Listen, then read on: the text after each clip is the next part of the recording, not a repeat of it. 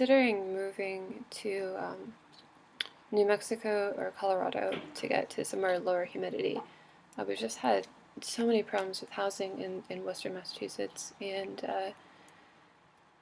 I honestly can't find any suitable housing here that's not moldy. I've been looking on Craigslist, and a lot of this stuff I already know is moldy because I've been to the units before when I was looking for housing 7 months ago. And then we're finding it. I go to a few places in person, and they're moldy. And I just had really severe symptoms actually yesterday from checking out an apartment, even for just a minute. I went there and I told the person, I'm really sensitive to mold. I might have to leave suddenly. So I go in there and I'm like, I'm sort of reacting, but I don't want to be rude. So I kind of like took, because she's like waited to show me the place. So I walked around and she showed me all the rooms for about like 1 minute. She's like, this. And I'm like, all right, I need to go. Thanks for showing me. It's beautiful, but it's too moldy for me. I'm having trouble breathing. And then I had to throw away the clothes that I was wearing then because I can't go to the laundromat anymore because we washed clothes that were contaminated there, and I'm afraid that the entire laundromat is contaminated from the standpoint that I'm highly sensitive to whatever it was.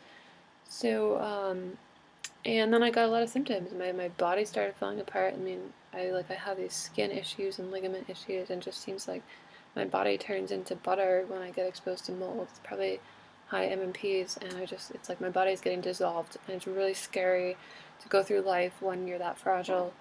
And I had to take some vitamin C just in order to be able to walk home and not fall apart, um, like physically, not metaphorically, but just like have my actual body parts having problems.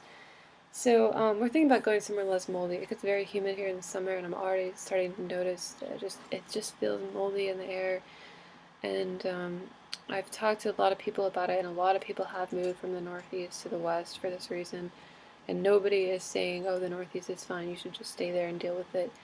It's really not fine here, and the buildings are so old. And even if there's never been an actual leak in these buildings, they're still musty and moldy, and they kind of get that way, especially in the summer when the relative humidity is so high.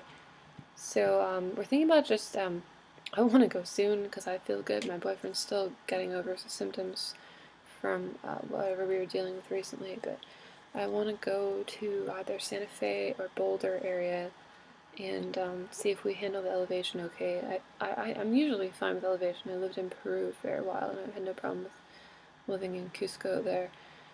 Um, and just look for a place that's not polluted and, not toxic, but especially it's not moldy, and just be in a drier area.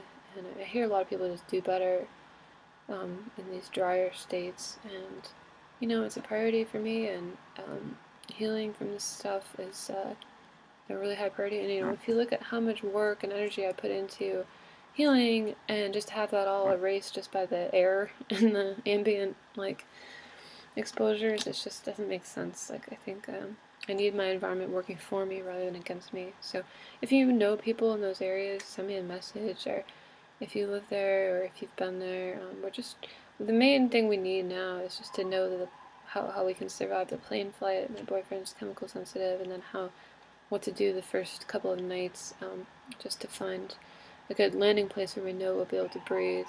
I know they have a safer travel directory for MCS people, and has some sort of expensive apartments, but that might be worth it for one night, and then we could go around in person and find what we're going to do the next few nights. So yeah, let me know. Bye.